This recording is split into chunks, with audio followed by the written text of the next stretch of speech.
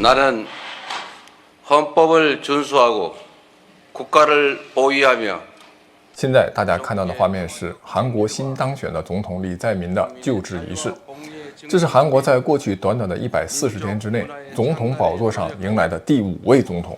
一直以来，很多人都在感慨，韩国总统是一个高危职业。大家好，我是大王，我是小王。今天我们就来聊聊，同样是东亚的民主发达国家，这日本和韩国为什么韩国总统总是难有善终，而日本首相往往都能全身而退呢？韩国总统高危的4大根源又是啥？同时也会介绍一下新总统李在明的生平，他是如何一步一步走上总统之位的。其实李在明才是真正的蒋雨荣口中的家庭悲惨我独强，幼年打工攒学费。也会简要介绍一下他的夫人。他的夫人金惠京曾经一度极力反对李在明投身政治，表示从政就离婚，但是后来却成为他最重要的政治活动伙伴之一。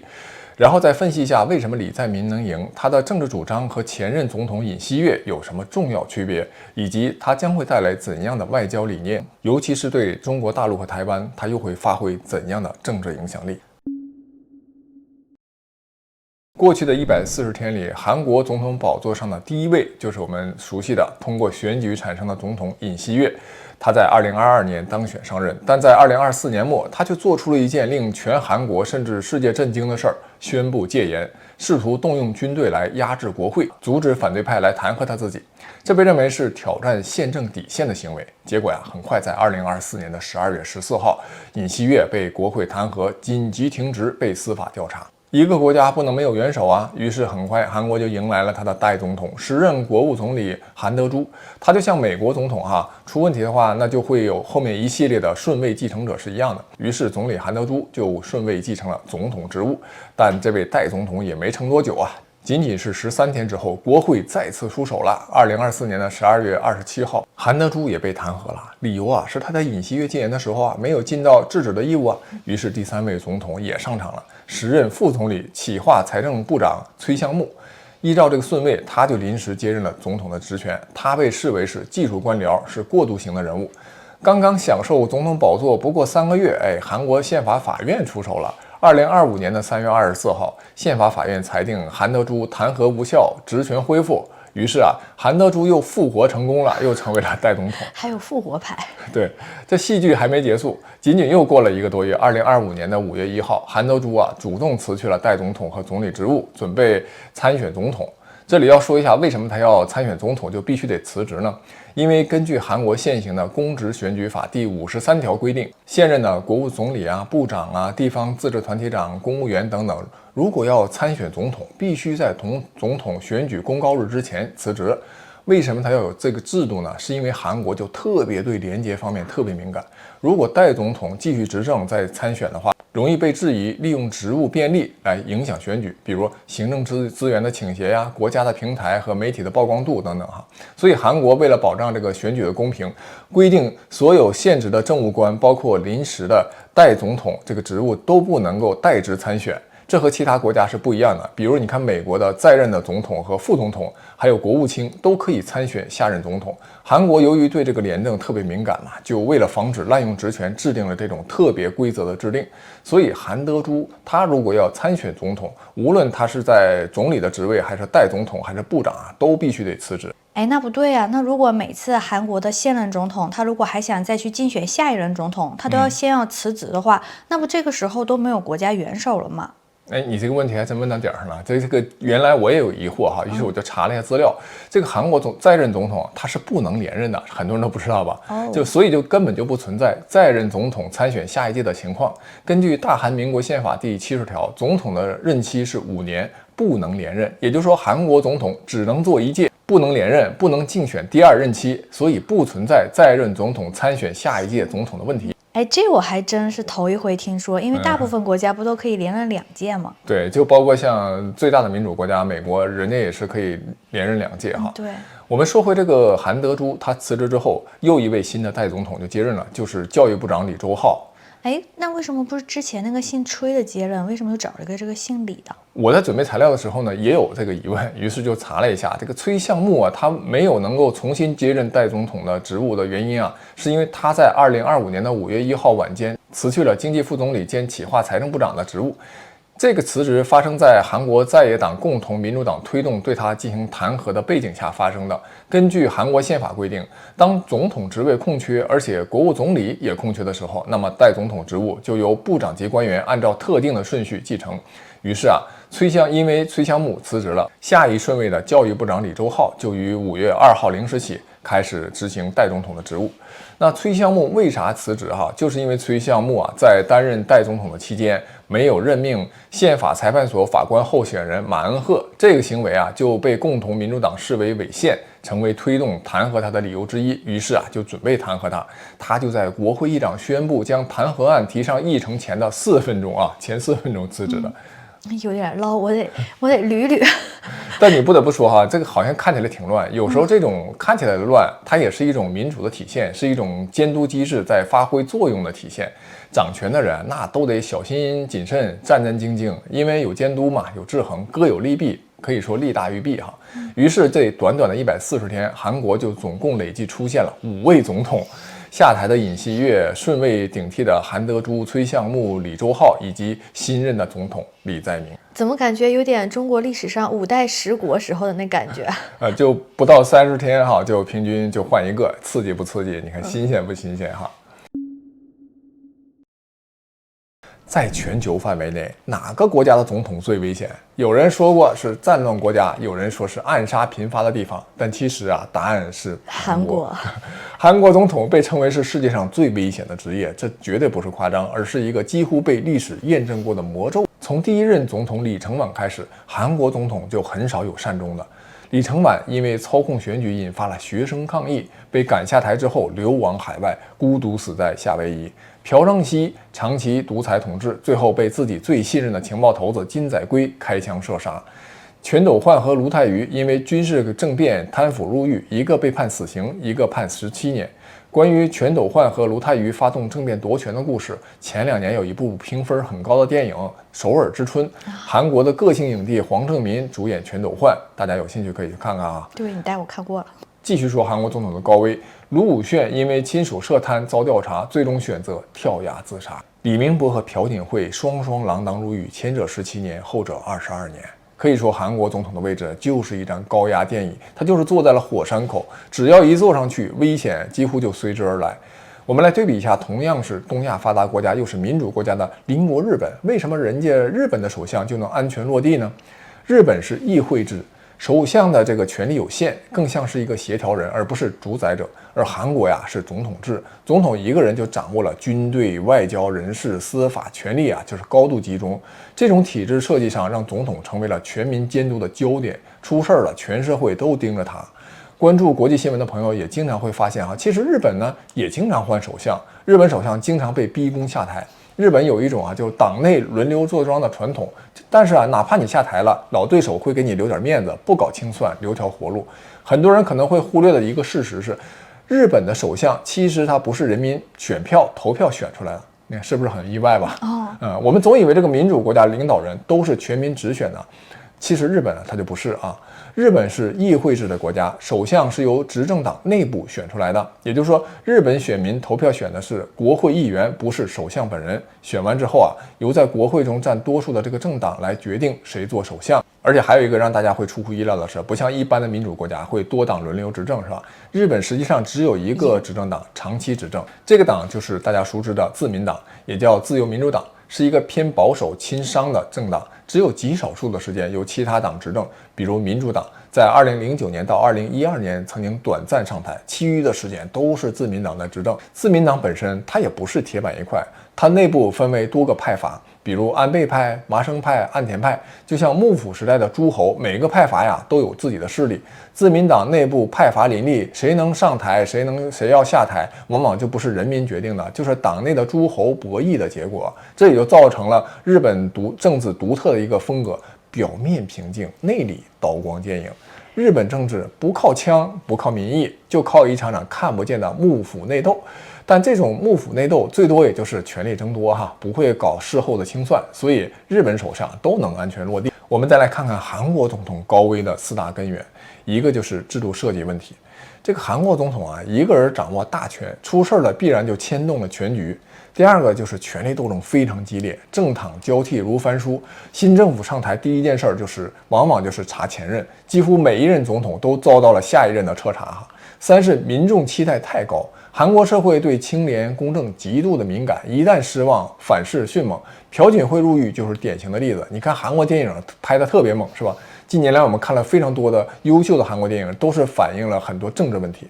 第四就是没有豁免的制度。韩国总统卸任之后，没有法律的保护伞，轻则调查，重则判刑。那有没有全身而退的韩国总统呢？那毕竟这么多年了也是有的哈。比如这个金大中和金泳三这两个总统本人没有坐过牢，虽然他们的亲属也都涉及了贪腐调查，但最后他们本人都是擦边过关了。目前最安逸的就是文在寅，目前本人还没出任何事儿，退休之后还开启了书店。这种清廉和体面获得了广泛的好评，中国也曾经传播过他开书店的那些温馨的画面。有人说是表演，但我认为即便他是表演，能够从总统大位真正的融入凡间也是非常好的。但最近有传闻说检察体系已经在调查他的核心圈，最终文在寅是否安全还要等待几年才有定论。总之韩国总统宝座如此高危，核心是因为这个权力过于集中在他总统一个人手里了。同时韩国又有非常强大的监督机制，就成为了权力、责任、公众期待和制度交织的关注的这么一个产物。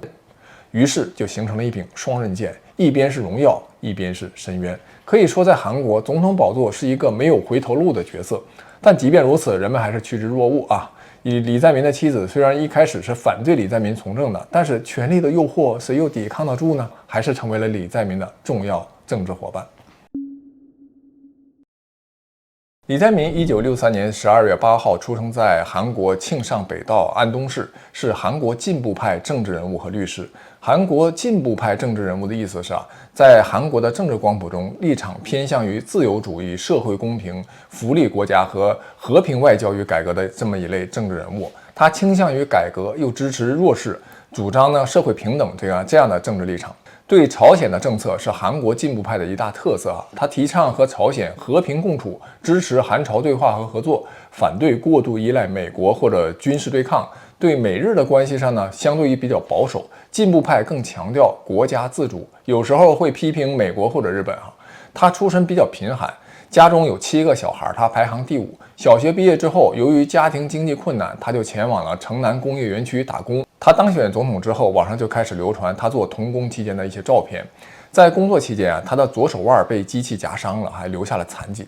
尽管遭遇不幸李在明并没有放弃学业，他通过自学获得了高中学历，并且考入了韩国的中央大学法学院。这才是真正的家庭悲惨，靠自己打工攒钱赚学费。对，相比前2天讲的那位蒋小姐这位是真的惨，也是真的靠自己。她最终就通过司法考试，成为了一名人权律师。在担任律师的期间，她积极就参与社会运动，关注弱势群体的权益，逐渐在社会上就建立了自己的声望。2010年的时候，李在明当选为京畿道城南市市长，开始了他的政治生涯。在任期间他推行了多项进步政策，包括广大的社会福利和公共服务。2016年，在朴槿惠弹劾案中，他积极参与抗议活动，呼吁弹劾李槿惠，受到媒体的关注。2017年，李在明参加了总统选举，虽然最终他败给了文在寅，但他的政治影响力就持续增长了。2022年，他再次代表共同民主党参选总统，以不到1%的差距败给了尹锡悦。同年6月，他通过补选成为国会议员，并在2个月之后当选为共同民主党的党首。在担任党首期间，李在明对尹锡悦政府的政策提出了批评，特别是在日本核污染水排海问题上。2023年8月31号，他开始了无限期的绝食，抗议政府的施政。9月18号，因为健康状况恶化被送入了医院。10月23号才回归党务。这些事件我之前看过相应的新闻报道2024年的1月呢，李在明在访问釜山嘉德岛的时候，遭到了一名持凶器的男子的袭击，颈部受伤。嫌疑人表示希望阻止李在明后续当选总统。同年的1月10号，李在明出院了。有人来行刺李在民，也说明李在民的声望确实在越来越高，而很有可能成为下一届的韩国总统。韩国民众已经看得比较清楚了，政敌也是把他视为眼中钉。自从2023年起，韩国检方多次以涉嫌贪腐、渎职、受贿等等为名起诉李在明。2024年的11月，首尔中央地方法院在一审判决中认定他在2021年的竞选总统期间做出了虚假陈述，违反公职选举法，判处他1年有期徒刑，缓刑2年。尽管面临多次的起诉和政治挑战，但李在明呢，在2025年就再次代表共同民主党参选总统，并击败了国民力量党，最终当选为第21届韩国总统。他这一路走来是相当不容易。他的太太金惠京对他的评价就能看出他的成功呢，又有着必然性。金惠京曾经极力反对李在明投身政治。2006年，李在明准备竞选城南市市长的时候，他甚至说过先盖上离婚章再出去。他的太太金惠京1966年10月出生于首尔，是家中的长女出生于一个中产家庭，生活非常优越，毕业于著名女子大学钢琴系，还当过钢琴老师。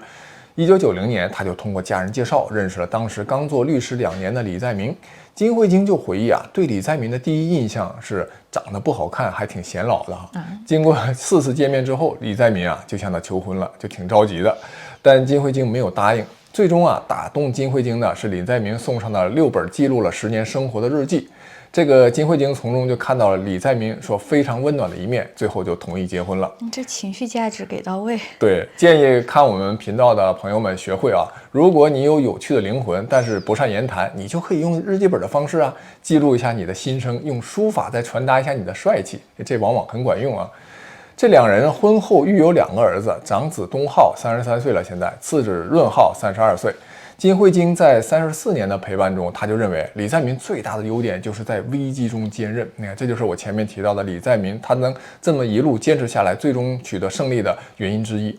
他评价李在明说，当生活的波涛袭来，无论是家庭事务还是政治危机，他反而更加的冷静，能很好的区分先做什么后做什么。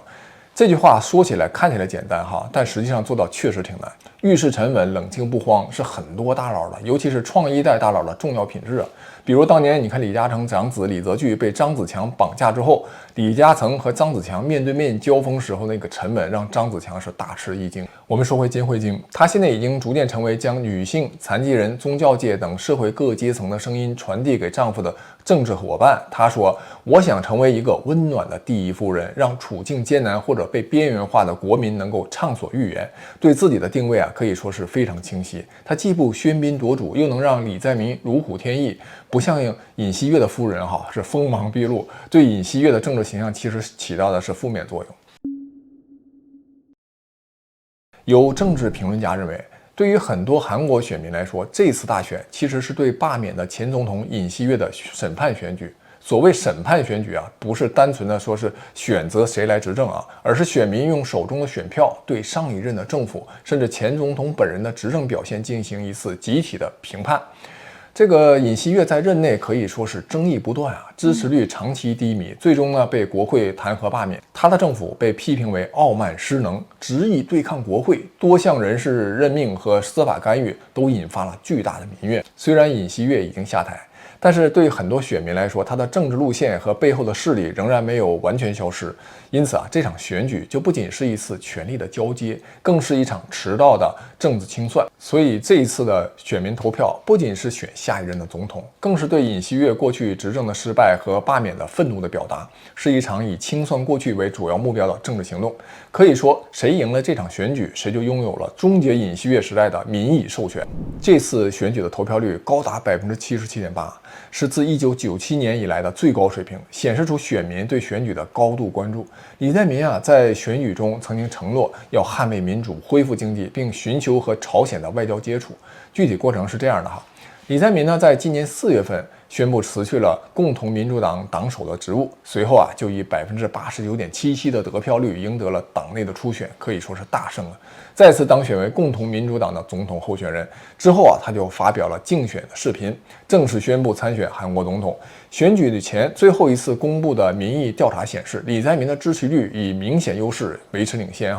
韩国在6月3号举行了总统选举，3号的晚上，多家韩国媒体就表示说李在民当选总统已成定局。4号的凌晨的1点36分，金文洙承认败选，并向李在民表示了祝贺。在韩国第21届总统大选的计票工作结束之后，计票结果就显示，共同民主党候选人李在民的得票率是49.42%，一共是1728.75万张。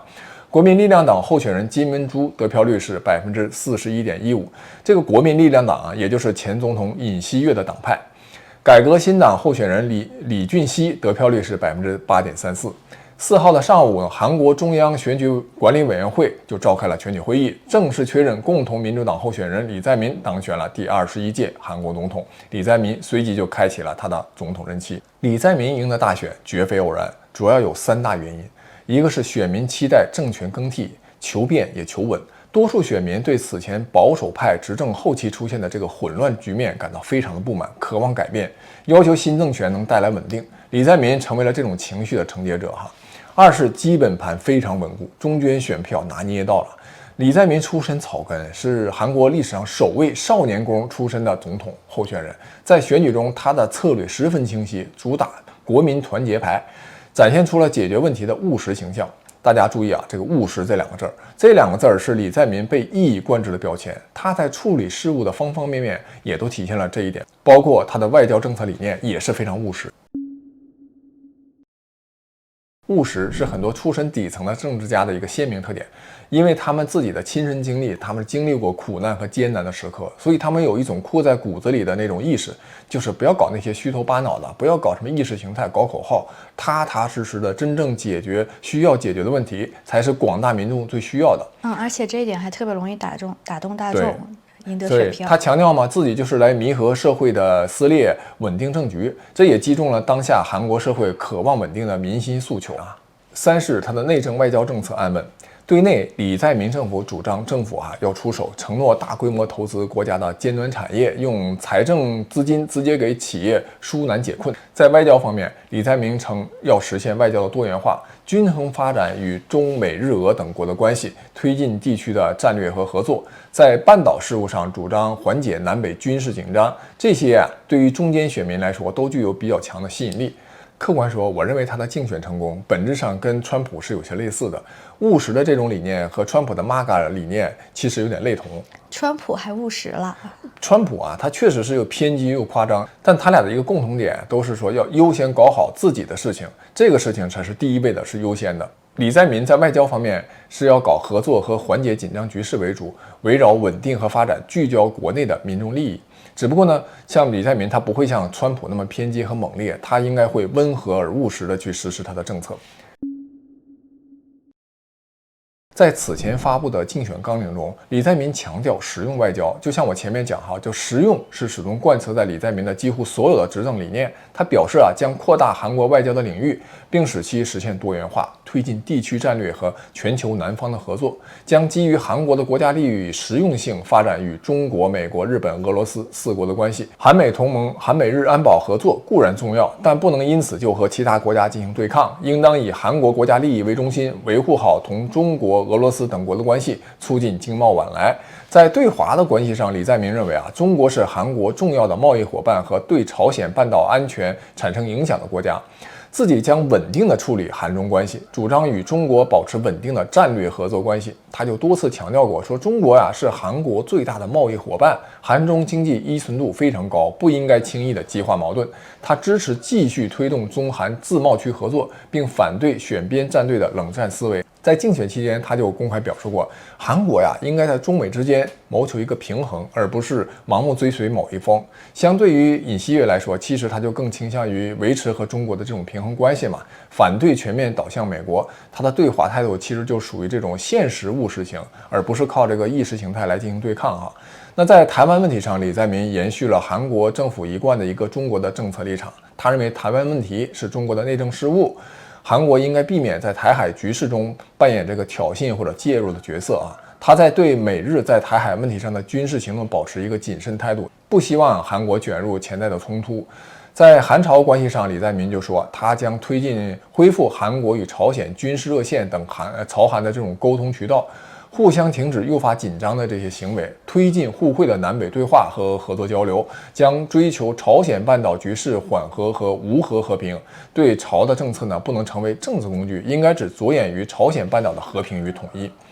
他认为韩美同盟是韩国外交与国家安全的基轴，这是没有问题的，但不意味着要将所有的筹码都压在这个关系上。与中国的关系同样重要，就不能将问题极端化，只压在韩美关系上。在对美国的关税问题方面，李在明表示与美国没有必要达成仓促的协议。美国它其实也不一定占有绝对的优势。在和日本的关系上，作为东亚两大发达的民主国家，他们之间历史上有过诸多的血泪与仇恨日韩关系一直是令人非常瞩目的。李在明在4号在龙山总统府举行的记者会上就表示说，韩日关系应该基于实用主义外交策略妥善处理，强调国家间关系应该保持政策的一贯性，不能以个人的信念单方面强行推进。就是否延续前政府针对鲁日劳工受害者提出的第三方代赔案，李在明强调国家间的信任十分重要，必须考虑现实条件。他就认为韩日两国虽然在历史问题和独岛主权问题上存在矛盾，但是在经济、安全、科技与文化交流等领域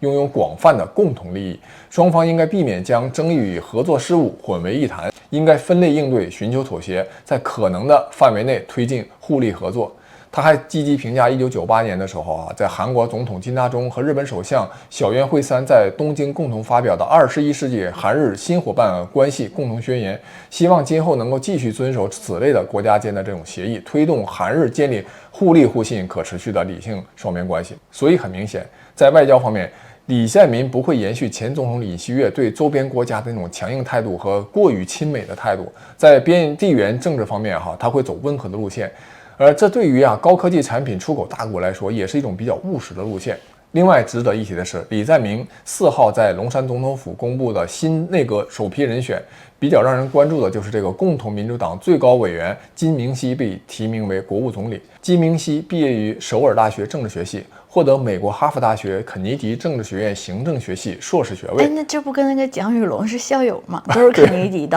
学院。这又联系起来了，冥冥中自有天意并且在中国清华大学法学院还获得了法学硕士学位。因为他在清华获得硕士学位的经历，李在明又任命这样一位总理，结合李在明的外交务实理念，所以很多分析就认为李在明那个很明显应该会倾向于对华的稳定温和的外交关系。总的来说，李在明的外交路线可以总结为对中合作，对美稳盟，不选边不冲突，强调韩国应该从国家利益出发，从大国博弈中保持战术灵活。韩国140天换了5位总统，这是好还是不好？是意味着民众有更多的选择，还是代表着国家的大乱？这是民主自由的体现，还是制度设计有问题？如果让你选，你会选择什么样的模式？欢迎大家评论区一起分析讨论。本期就讲完了，下期再见。